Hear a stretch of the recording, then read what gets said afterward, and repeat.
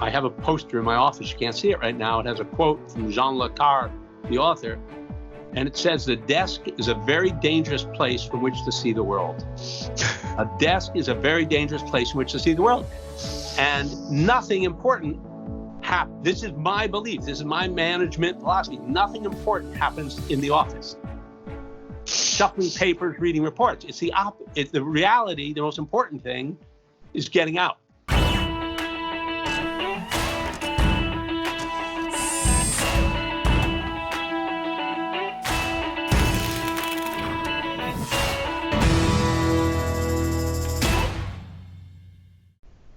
Welcome to another episode of the Made in America podcast. I'm Ari Santiago, President, CEO of IT Direct, and I'm here with David Rothberg, CEO and Chairman of Laticrete International.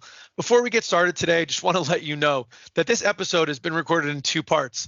We had some unfortunate technical difficulties with our original recording that affected the first couple minutes of our original interview, and David was kind enough to come back and re-record that section with us.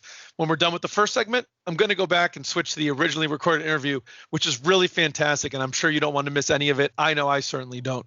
So David, let's get right into it. You know, it's the Made in America podcast. So same first question. What do you make and why do you make it? Great, Ari, it's good to be back. So Laticrete is a worldwide manufacturer of flooring materials, adhesive, grout, mortar, resin flooring. Could be holding the tile in your kitchen, or if you went into a New York or a Singapore metro system and you're walking on granite. The highest buildings in the world have our adhesives holding the slabs and holding the floors and waterproofing the swimming pools. So a wide range of materials, and maybe give the audience, David, a little bit about the why. You know, how did Laticrete come to be, and why do you guys do what you do? Sure. So the why is that historically, tile and stone were installed the way they were installed 1,000 years ago by the Romans. Literally the same method, materials. 2 inches of thick sand and cement, beat the tiles in, stay off them for a month and hope that the little bit of cement sticks. And my father, the founder of Laticrete, was a chemical engineer, worked his way through chemical engineering school, installing flooring, and started to put the emerging polymer chemistry at the end of World War II together to improve this age-old tradition of tile and stone. And so he developed some polymers, some liquids that you added to the cement instead of water, and in 1/8 of an inch produced a high-strength, shockproof, stormproof adhesive. That's pretty impressive. I mean, listen, your dad, it's pretty impressive to say your dad changed the way the world installs tile that had been being done for millennia. Pretty interesting. So one last question I want to ask on this prelim thing is, can you maybe explain to the audience Laticrete, where are we with the name, and what's the right way to say it? Okay, great. That's one of the main questions around the world. So the history of the company, I said, was my father playing in the basement with different liquids to add to cement. And one of the categories of things he researched were liquid rubber. And liquid rubber is called latex. Most of us know that from, like childhood when they would tap the rubber trees. But latex, liquid rubber, is also made in factories, synthetic rubber, invented by the Germans in preparation for World War II. Anyway, he did 300 experiments of different latexes, mixed it, and found some super adhesive. So the real name, the correct name, it's a combination of latex, liquid rubber, and concrete. So it's Laticrete. But my father, of blessed memory, used to always say, Laticrete or Laticrete, as long as they ask for it, we'll serve them. I love that story so much. Yeah. Well, David, thank you so much for coming back to introduce Laticrete to the audience. Now we're going to switch back to the originally recorded interview where David was talking about the origins of Laticrete, what happened when his dad invented the product for installing tile back in the 1950s, a new, thinner, faster, stronger way to do it. And audience, you're going to really, really enjoy this. The problem was that in the United States, the only tile in a house was in the bathroom. It was 5 feet by 8 feet, 40 square feet of tile. So he made an adhesive for tile. And do you know the famous story about the bank robber, Willie Sutton? I do not. Okay, Willie Sutton was a famous bank robber in the 30s. And when he was caught, he was finally asked, "Why did you rob banks?" And he said, "Because that's where the money is." Sure. Okay. My father invented an adhesive for ceramic tile. He had to go where the tile was. Tile consumption, if anyone on this audio video who's traveled knows, when you go to Spain or Italy or Australia, you see tile everywhere. And in the 1950s in the United States, it was only in a bathroom floor. So from the earliest days, he took his solution and he had to go where they use tile. And so that's part one of our DNA, is from the earliest days, we had to have a global approach. And that, of course, we've leveraged that. The good thing was that he got this product used and we can go anywhere in the world. And there's a Laticrete job. Maybe there's a prestigious building, a palace, a public building that's 40, 50 years old. And so when we go to set up a factory and actually start selling more actively in that country, we have nice references because of the work he did 50 years ago. So, I mean, and we won't spend too much time on the history, although I find it super fascinating. Listen, there was no internet back then. It wasn't easy for someone, long distance phone calls. I mean, I don't know how many countries you could call them. I know they were very expensive. Flights, I'm sure, were harder and more expensive to come by. How did he manage to make it happen, from a small factory and a small footprint, getting off the ground in Connecticut in the 50s, to be able to maintain the family and the base of operations here, but have a global operation starting out from so small in a time where communication was so much different than it is today? Yeah, that is a great point that I constantly have to try to remind the current generation. Literally two things. The story of Laticrete, the history, is not just of Dr. Henry M. Rothberg. It's also Lillian Rothberg, because I'm one of 7 kids. Yep. My father went on these trips, and as you said, in those days, when he called in, it was extremely expensive, might be $20 a minute for a call. And we would sit by the phone. My mother would take all the business notes, and then, each kid would be popped on the phone. So I point this out to my kids and others, where they can pick up their mobile phone. They call in from anywhere in the world. Anywhere in the world. And the other part was, when he went on those trips, you didn't have nonstop flights to most locations. So to get to Australia, it would be, a flight to LA, then LA to Fiji, then Fiji to New Zealand, and so on. But so the answer was that he had a partner, my mother, who was the, if you will, the inside person while she was raising 7 kids, and most of us with 2 kids cannot comprehend that. No. And the communications were expensive and limited. Yeah. So, listen, you invent a product, and it's kind of easy for people to understand, okay, you invent the product, you have some patent timing, you're first in the market, first mover advantage, maybe not a lot of competition. But here we are 64 years later. I am sure there's got to be companies out there that have tried successfully or otherwise to copy what Laticrete has done. But yet you guys still seem to be innovators, driving things forward. The operation's extremely impressive, both from the way you manufacture and automate and the R&D operation. How have you guys managed to continue to be a leader and continue to maintain that market leadership and presence in a world full of copycats? Sure. So everyone understands, we have plenty of competition. People sometimes get surprised. Oh, I thought you had it to yourself. No. Very few people have it to themselves. We have competitors. We have local competitors in almost every country, and we have a couple of global competitors. So how do we not only survive, but we prosper? A couple of things. One is we have a steady hand at the tiller. So the other companies get acquired. They have turmoil, change in direction, and customers don't like that. And so those companies, they fade away. We have two driving core values. One is customer centricity. We're really, really close to our customers. The whole style of management here is getting out of the office. I'm in the office today, but pre-pandemic and post-pandemic, most of us are rarely in the office. It's being out in front of the customers and hearing what their problems are and how we can be a better supplier. And 2 is R&D, reinvesting in the business.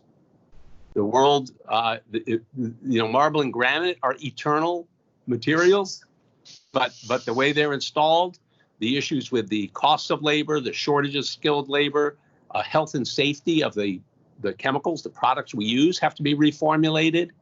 So we have R&D centers here in Connecticut, and we now have, because we ran out of space here, a facility in Texas and in India.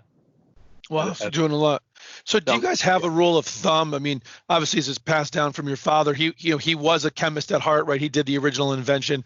Do you guys have a rule of thumb of what guides you to know that you're putting enough into R&D? If you should do more, you should do less. Like, I'm sure that's an eternal question. How do you manage that process? Just by debate. I don't. We track. We have some metrics. The percent of sales from new products in the first year, percent of sales from new products measured over the first 3 years. We try to look at other companies and other industries. Obviously, the expenditure on R&D as a percentage of sales is an important measure. We don't, of course, compare ourselves to a Samsung or Apple, but you try to find related industries and spend in that range. And then we work hard at getting the most for the buck. And so when you look at it, what's like, and I don't want to go too much in the weeds, but where is the innovation kind of in the material adhesive business, right? So you mentioned that they're eternal, right? People have been putting in tile and marble floors for millennia probably. And so it's like, sometimes you just sit here and wonder, like, how much innovation can there be? I'm just trying to stick one thing to another thing. Like, how much better could it be?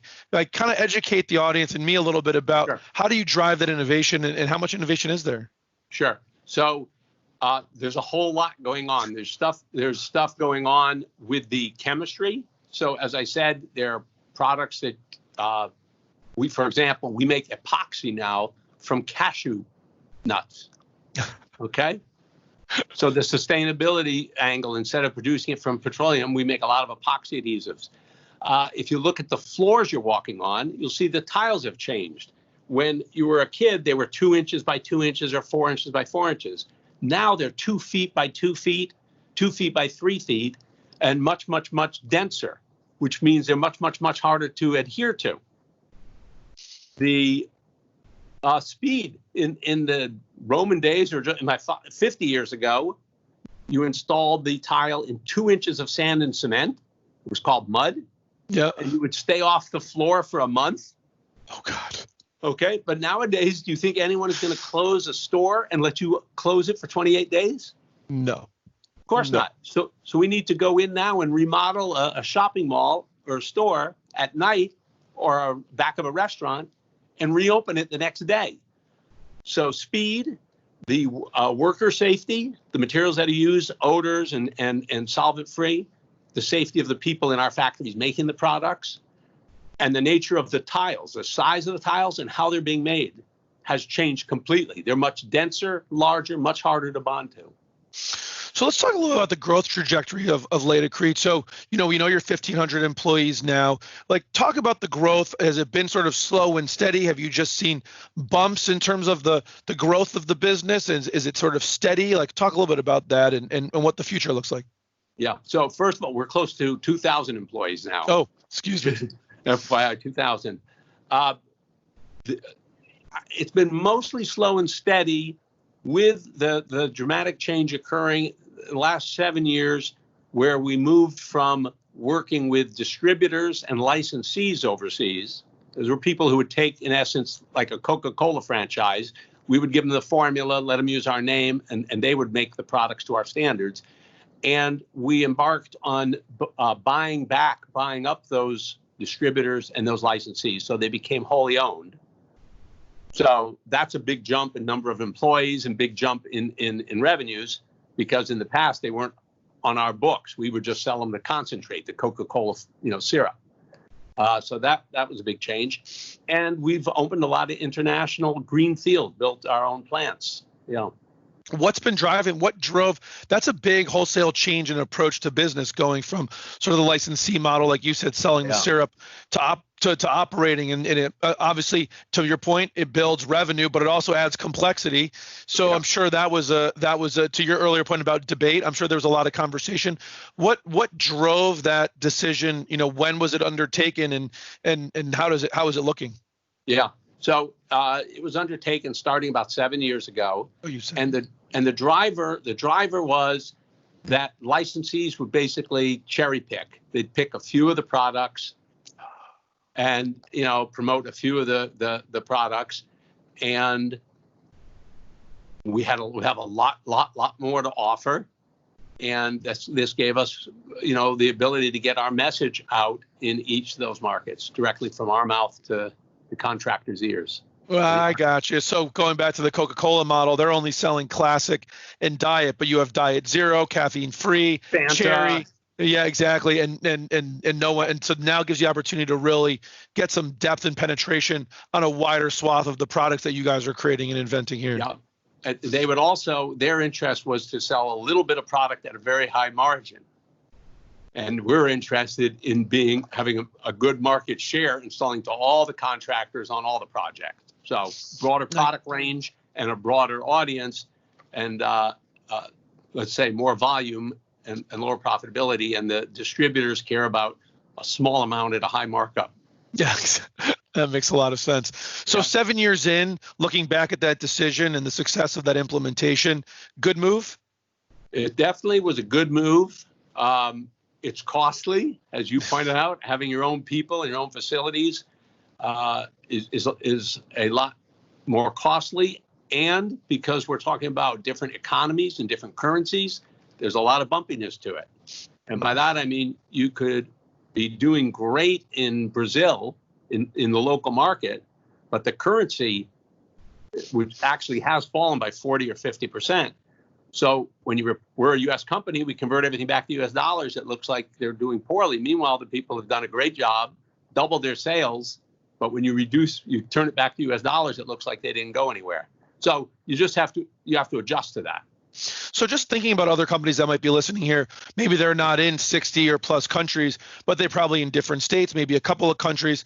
When you expand and you've got operations in so many different places, I would imagine it puts strain on management style, management technique, how you get the message across the entire team, not to mention systems, because your accounting system needs to convert and all that. Could you maybe share some of your lessons learned or experiences on what you guys have done to expand your management, your small company? From what I know, very, big on your values. You got a lot of information you want to get out. How do you manage to get the message across such a wide swath of people and change that management style with such a huge company to manage? Yeah. You put your thumb on one of the key issues that we work on all the time, which is how do you bring those, almost 2,000 people in 20 plus countries, different cultures, religions, beliefs, and have them feel and act part of a family. So that's where the management by wandering around, where the travel comes in. And the people who are traveling, we're blessed with a lot of long-term employees and executives. So they know the values, they know what's, the importance of family and how we balance, business, making a profit with doing the right thing. And that's half of what we do. We're not necessarily out inspecting the factory as much as we're talking to the employees and sharing with them our company values. That's a big part of it. So top level management traveling a lot to go into these dozens of different countries, talking to leaders, talking to rank and file, and really getting the Laticrete culture, ubiquitous across the organization. That's the key. Yeah, and as my wife would say when we're raising kids, example, example, example. How you behave is what they're going to pick up and learn. So we get out in the field, we go out, and we live the values, and the employees are watching, and they're going to model what you do, not what you say. So I think this is a great transition to talk a little bit. I don't want to spend too much time on it, though it is an important topic. Management by walking around, especially when management by walking around means dozens of different countries. COVID's got to have put a dent in that. Yeah. I don't know where else COVID has put some hampering in the business. Some people think, well, construction's down in other areas, but I see tons of home renovation projects going on. So how has COVID impacted your business, both from the internal management by walking around and visiting customer side, as well from the, revenue or other ways? Okay. So first, in the United States, our factories in every state, we're in eight factories in the U.S., we're all deemed essential, and we're operating. Business fell off, but people were going in and the factories were open. Internationally, in eight countries, we were shut down by law. So that's a big difference. We were flat out shut down. So, from India, Italy, a host of countries. They've all reopened at this point. We like everyone else have been using Zoom. Yep. And have had team meetings, really engaging, weekly with the employees all over the world. Sometimes you got to get up at 4 a.m. Right. to do a meeting, in Dubai, where it's 8 hours later. But we've been working hard on that. And honestly, I don't want to scare the travel industry people here. A lot of us are rethinking the communication's super important, but do we need to, fly 23 hours all the time just to go meet one person? That may fundamentally change. Yeah, so probably come back some, but not to the degree that it was before. Yeah, we're still going to we're still going to get out into the field, but it'll be interesting to see. So maybe this opportunity to sort of forced into changing this technology may show you a more efficient way to run the operation. Yep. What about from a customer demand side? What are you guys seeing early on in the pandemic? You said business fell off. Are you seeing it come back? Kind of what are you seeing there? Yes, good. That's get at the core of all this is the business coming back. So for us, the low point was April, and the business fell off very, very, very substantially. Different part in the U.S., New York and Boston, for example, construction was banned. That was completely shut down. Other areas of the country did not shut down construction, so that they weren't hit as hard, interestingly enough. The most important metric is we track the sales compared to the prior year. And I said April was a low point, and they have come back week over week. They're on a upward trend. We're still below prior year, but the trend, I just got a mid-June flash. And again, it's an improvement week over week. It's all going in the right direction. Would you say that it's going substantially faster, like to the point where if you're on this trajectory, you'll be back to where you were before it fell off by, say, August? Or is it, what's the runway look like from what you're seeing? No, we'll not be back by August, but we are forecasting if current trends keep and we don't have some kind of blow up. But anyway, that by fourth quarter, whether it's October, November, December, will be at the prior level. So yeah, it's recovering nicely. That's good. From an employment perspective, have you guys been able to keep everybody around? Did you guys have to do some furloughs or layoffs? What does that look like? Yeah. So in the U.S., I'm very, very, very pleased. We had zero furloughs, zero layoffs, zero pay changes. We were assisted with PPP, but we protected our people here. That's terrific. So, good. Overseas. Another twit. You talked about complexity. Overseas, rules are completely different. In many cases, you can't change pay. You can't lay people off. They're completely different regulations. And in some cases, the government paid 80% of people's salaries during shutdowns.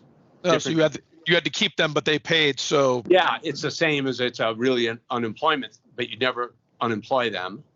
Oh, wow. And then in some areas, Americans need to count their blessings. Some areas, like in the Philippines, where we have a factory, the government shut us down, could not operate, but there are no benefits. So we just voluntarily, paid people so they would have food. Oh my God. Yeah. that would have been pretty nuts. How about that? Yeah. So just want to talk a little bit about the ownership structure. So it was your father's started the business, and then did it pass to you, or talk a little bit about that family transition? Yeah. So they early on, they had some good estate planning, some good advice. So they distributed the stock to equally to the seven kids.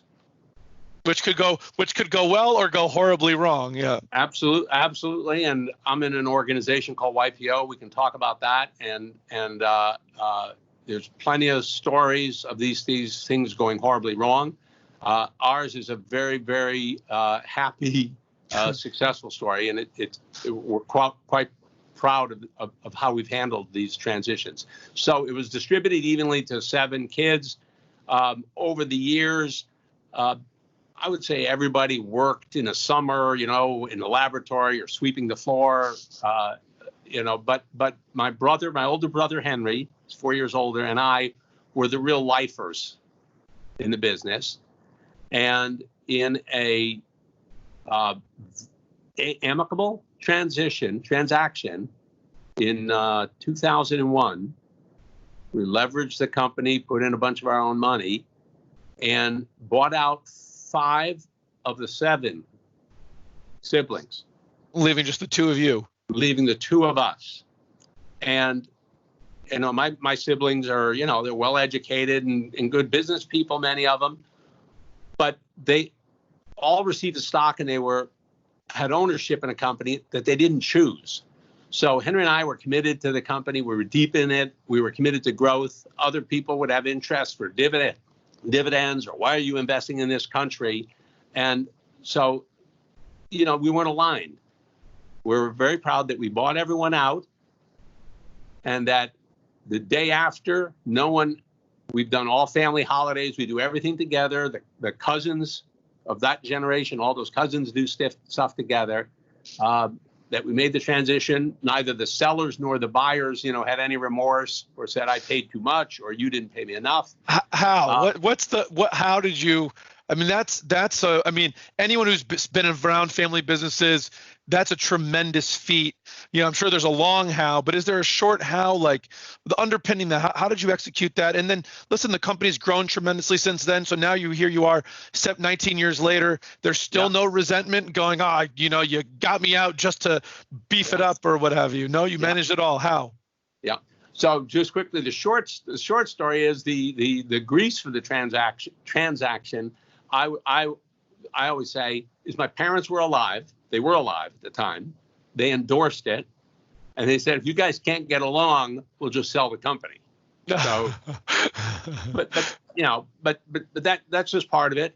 We're a close family. We've always been a close family. There was actually no negotiation on the pricing, interestingly enough. How did you come about the pricing? One of the siblings, a very successful serial entrepreneur, had his own businesses. He was no longer involved. He owned 1/7. And he said, look, you guys don't need me as an owner. You don't want me here. And he just literally wrote on the back of an envelope a figure. And, he was sophisticated. He had taken companies public and he knew valuations. He said, here's my number. And it was a reasonable number. Once he put that stake in the ground, the other shareholders, we never talked about the price. That was it. That was it, because he was considered an educated seller.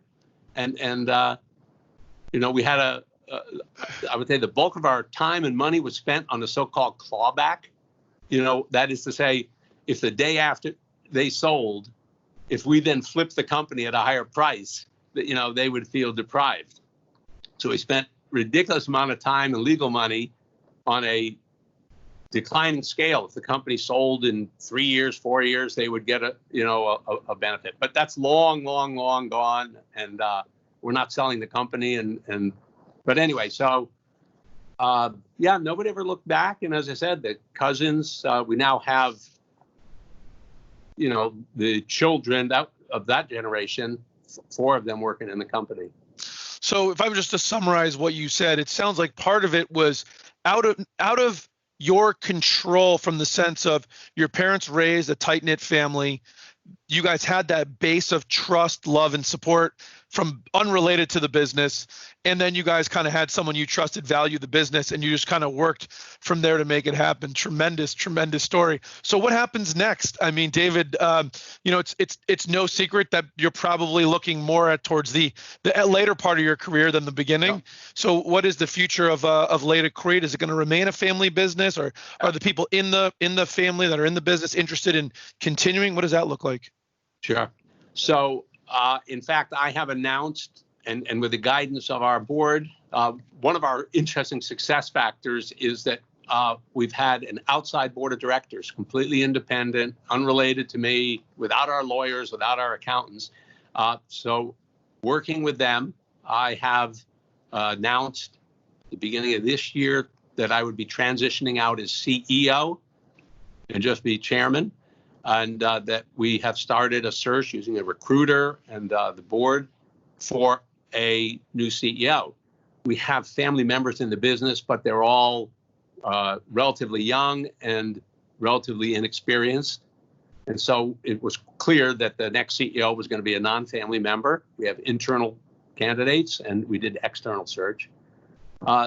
So the internal, I would say it's too early to say. They're working different parts of the world. They're in Australia, Italy. My son works in Brazil. It will develop and see if they really have the passion for the business to continue their grandfather's business and the skills and competency. So the company nobody's getting the job or a job because their last name is Rothberg. Right. What about the ownership of the business? What's the transition plan, for that? If you're bringing in a non-family CEO and the family CEO legacy is in question, does that mean the business may be for sale in the near future, or what does that look like? Yeah. So the business is absolutely not for sale and not going to be for sale. Interestingly enough, everyone, my brother and I certainly, and the next generation, have endorsed the concept of remaining an evergreen, what's called an evergreen company, which means you stay private. And the advantages of that, I mean, they're clearly numerous for the employees, for the community. The family feels that the company, it's not only a business and a source of revenue, but it's also a tool. And this is from our founders. It's a way to improve people's lives. We're very, very happy to see employees send their kids to college and people around the world not only make a living, but make a life because of the company. And so the next generation, my kids and Henry's kids, have all signed on to Laticrete staying as a private family-owned company. Wow. So for executive, we use so-called phantom shares and other systems to reward executives, but we're not taking outside investors. Very interesting. And has there been a model that you studied to kind of make that happen? Because you just don't hear about that a whole lot around here. I'm in an organization called Young Presidents, which my kids mockingly called Old Presidents organization. There's an institute that I was involved in called the Tugboat Institute, which is made up exclusively of evergreen companies. Oh, wow. And some of them will amaze you, from the American Flyer, the red wagon that everybody had in their yard, to the Coors family. They were just examples, I would say. It's not that I read it. It felt right. We've been blessed. Our family's been blessed, and we think it's much better for, as I said, for employees and communities, and our customers very much appreciate that we're privately owned. So we're going to get to wrapping up soon, but you mentioned your customers there, and I think it's important we spend some time on that, because it's one of the things that's interesting as I was kind of researching to prepare for this interview, that with a lot of the stuff with Laticrete in general, and with when you send out your bio, when you look at your description on your website, there's a lot of focus on time spent talking to customers, right? Being out engaging with customers. You've brought it up even on this interview. You brought it up in the NHMA presentation we did the other week. Just talk about, number one, why you think it's so important to be out in the field engaging with customers. The company was founded by my father of blessed memory, who went out on job sites, listened to contractors, found out what problems they were having, and came back, went into his lab that was in our basement, literally in the basement of his home, and whipped up products to solve their problems. So the first thing is inventing something without knowing what the customer's problem is a bit of a fool's errand, right? And you go try to sell something because you, as scientists, think it's great. Okay, so that's a non-starter. What else from going out in the field? I always talk about General Motors, and the executives were on the 36th floor of the General Motors building in Detroit, and the elevator didn't even stop at the 30 floors of employees, and then they went to their cars that were serviced every day, and you're out of touch. So wandering around, getting out, not just to job sites, but to employees and customers, you find out how you're really doing, not the story people tell you to keep the boss happy.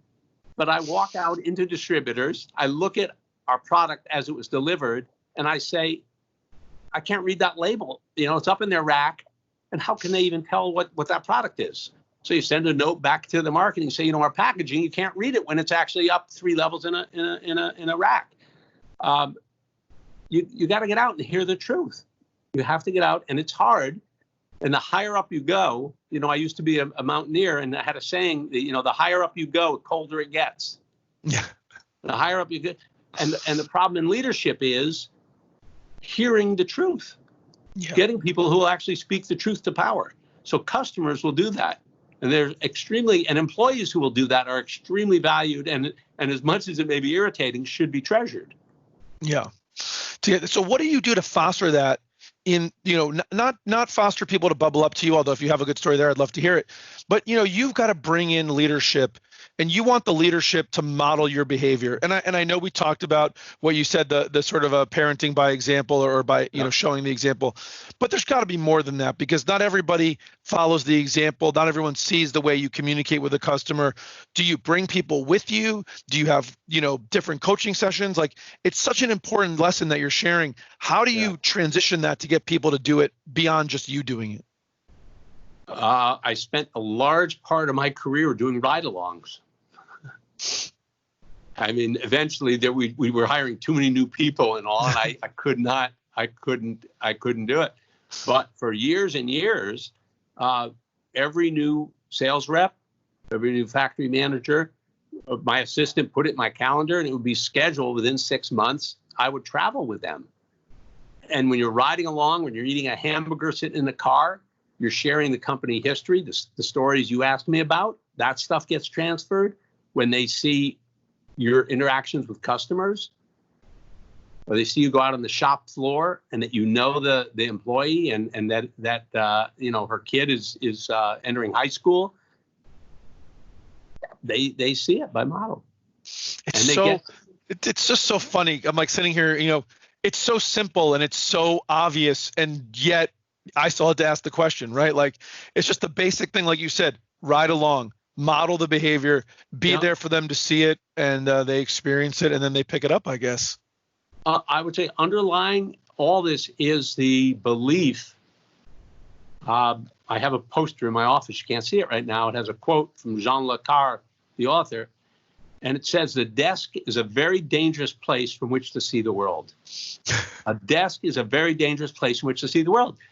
And nothing important happens. This is my belief. This is my management philosophy. Nothing important happens in the office. Shuffling papers, reading reports. It's the opposite. The reality, the most important thing, is getting out. So that underlies all this. And it's tremendous, David. No, that's a great place. Before I get to rapid fire round, which we're going to do to wrap this up, I did want to bring up something because to me it was just super interesting. I mean, in addition to all your work, in the family business, and we're gonna have to get another interview to talk about YPO because I'm not going to get into that right now. But I just wanted to touch on, you're also like an outdoorsman, a cyclist, sea kayaker, a whitewater canoeer, I believe. And I think canoes, and I think I also read that you've been to the highest peak on 5 continents. Do I get that right? So I want to know, which 5 continents have you been to the highest peak on? Okay. North America, which is Denali or Mount McKinley. Yeah. Elbrus in Europe, in the European Caucasus. Kosciuszko in Australia. That one, by the way, Australia is the flattest of all continents. That one you walk up to. What else am I missing? South America is Aconcagua. Yeah. 7,000 meters. The ones I'm missing were Antarctica. Instead, I went to Antarctica, but I went to the South Pole instead of the highest mountain in Antarctica, and Everest. Those are the 2 I'm missing. You summited Everest? Oh, you have not. That's the missing. Yeah. Oh, gotcha. Well, it's very, very impressive, David, and it's been a tremendous honor talking to you. I'm going to flip over to rapid fire round of questions to wrap up. Are you ready? Yes, sir. All right. Red Sox or Yankees? Oh, we're right in the middle, and half my employees are half, so I'm not answering. This is a divided house. Divided country. Starbucks or Dunkin' Donuts? Oh, Dunkin' Donuts. And I think I know the answer to this question, but when you like to travel outside of COVID, you a staycation guy or an exotic destination guy? Super exotic. Yeah. My goal is always to find a place where nobody speaks English. I never encounter anybody who speaks English. Oh, that's interesting. iPhone or Android? iPhone. Sports car or SUV? SUV. If you had to do something other than be the chairman and CEO of Laticrete, and it could be anything, what would you be? A National Outdoor Leadership School instructor, wilderness instructor. Wilderness instructor, love it. Do you have a favorite business book? No, I read tons of history and biographies. What's the last one that you read? The last, or a standout? Yeah, well, is about the Constitutional Convention of 1787. That's how we actually arrived at what we take as a fixed document. Were massive debates over that summer. Oh yeah, debates and then compromise, right? And compromises. Yep. Including the Connecticut Compromise. All right. What's one thing that you learned early in your career or early in your life that you think has helped propel you to all the great success that you've had? Surround yourself with people smarter than you. Surround yourself with people smarter than you. Yeah. And what's something that you learned later in your life or later in your career that if you could go back and tell young David and he'd listen to you, that you think would really boost him up? Don't be so emotional, man. Don't be so emotional. Take a chill. Chill. Yeah, chill pills. That's it. Oh my gosh, David, this has been absolutely terrific. I really appreciate your time and coming on today. Hopefully one day we'll be able to do a live interview in person. And again, thank you so much. This was terrific. Good, Ari. Thank you very much. It's been again, your questions have been very, very good, and they help me think about self-appraisal. Very good. Thank you very, very much for what you do. You're very welcome. Made in America with Ari Santiago is brought to you by IT Direct. As always, thanks so much for tuning in. I definitely want your feedback and hope you subscribe. But what I want the most is to build a community where we learn and grow with each other. I hope you're getting a lot of value out of the time we're spending together. Thanks so much for listening. I'll see you next time.